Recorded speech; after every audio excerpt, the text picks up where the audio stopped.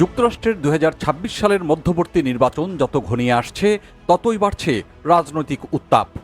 নতুন এক জরিপে দেখা গেছে, সিনেট নিয়ন্ত্রণ নির্ধারণে গুরুত্বপূর্ণ ৭টি অঙ্গরাজ্যের প্রতিটিতেই প্রেসিডেন্ট ডোনাল্ড ট্রাম্পের জনপ্রিয়তা এখন নেতিবাচক অবস্থানে।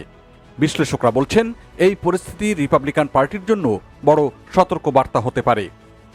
বিশেষ করে অর্থনীতি, পররাষ্ট্রনীতি এবং অভিবাসন ইস্যুতে ভোটারদের অসন্তোষ আগামী নির্বাচনে বড় প্রভাব ফেলতে পারে বলেও আশঙ্কা করা হচ্ছে। মর্নিং কনসাল্টের নতুন জরিপ অনুযায়ী ২০২৬ সালের সিনেট নির্বাচনে সবচেয়ে গুরুত্বপূর্ণ বিবেচিত ৭টি অঙ্গরাজ্যের কোথাও ট্রাম্পের নেট অনুমোদন ইতিবাচক নয়।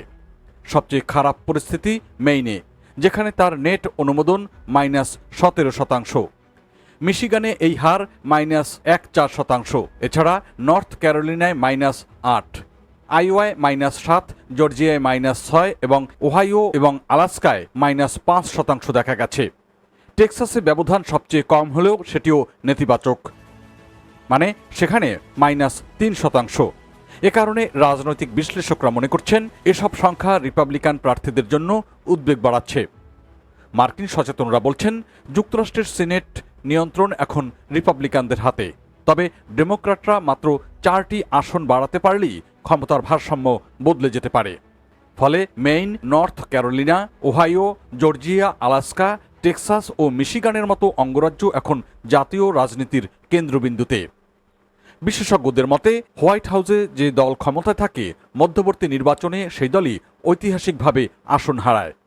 তাই ট্রাম্পের বর্তমান জনপ্রিয়তায় ধাক্কা রিপাবলিকানদের জন্য সেই ঝুঁকি আরও বাড়িয়ে দিতে পারে।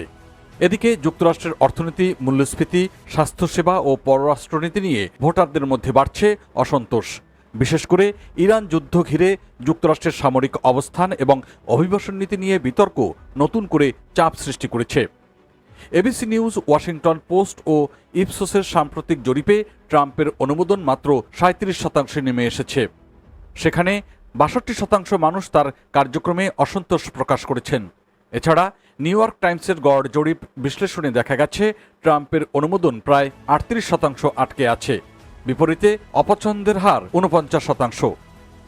অন্যদিকে নর্থ ক্যারোলিনায় সাবেক গভর্নর রয় কুপার রিপাবলিকান নেতা মাইকেল হোয়াটলির চেয়ে এগিয়ে রয়েছেন বলে বিভিন্ন জরিপে উঠে এসেছে। একইভাবে মেইনে ডেমোক্র্যাট প্রার্থী গ্রাহাম প্ল্যাটনার বর্তমান রিপাবলিকান সিনেটর সুসান কলিন্সের চেয়েও এগিয়ে রয়েছেন। আলাস্কাতেও দেখা যাচ্ছে চমক। সেখানে Democrat Mary Peltola Republican senator Dan সুলিভানের চেয়ে সামান্য ব্যবধানে এগিয়ে রয়েছেন। শুধু তাই নয়, টেক্সাসেও এবার লড়াই জমে উঠেছে। ডেমোক্র্যাট নেতা জেমস তালারিকোকে ঘিরে নতুন ভোটারদের আগ্রহ বেশ বাড়ছে। সম্প্রতি সাবেক প্রেসিডেন্ট বারাক ওবামাও তার প্রচার কার্যে অংশ নিয়েছেন। তবে এসবের মধ্যেও নেতিবাচক জরিপ নিয়ে বরাবরের মতোই আত্মবিশ্বাসী অবস্থানে রয়েছেন ডোনাল্ড ট্রাম্প। তিনি সম্প্রতি নিউজ ম্যাক্সে দেওয়া এক সাক্ষাৎকারে বলেছেন, তিনি যদি নিজে ব্যালটে থাকতেন তাহলে বড় ব্যবধানে জয় পেতেন। তার দাবি, বর্তমানে তার জনপ্রিয়তা আগের যে কোনো সময়ের চেয়ে বেশি ভালো। তবে বাস্তবতা বলছে ভিন্ন কথা।